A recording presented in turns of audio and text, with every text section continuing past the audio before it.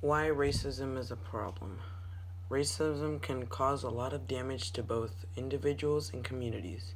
A study of over 800 Australian secondary school students found that racism has had huge mental health impacts on young people who experience it, including ongoing feelings of sadness, anger, and depression and being left out.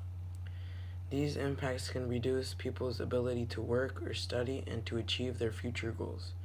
Racism also affects people's general well being when they are denied equal access to jobs, services, and education. Three black people, a Jamaican, a Canadian of Nigerian descent, and a London native, were confronted by 7 police cars as they checked out of their Airbnb because a white American thought they were robbing the house.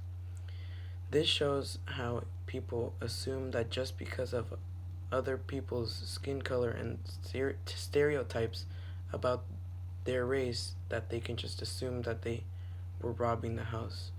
A black lawyer and her 19-year-old daughter were handcuffed and detained by police after being falsely accused of shoplifting. During the same week, the police were called by a white student at Yale University because a black Yale student was sleeping in the common area in their dormitory.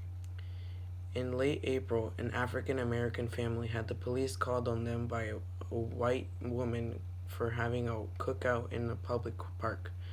These are all examples of racist acts of other people on somebody that is a different race than themselves. If people would just stop stereotyping other races different than theirs, then this world could be better, because then people would stop being racist, and the percentage of kids and adults that are being bullied because of their race would lower by a lot.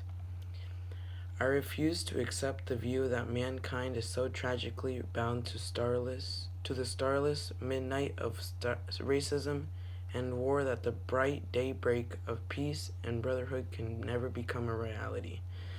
I believe that unarmed truth and unconditional love will have the final word, said Martin Luther King Jr. as he and Rosa Parks fought against racism and segregation in the 1960s.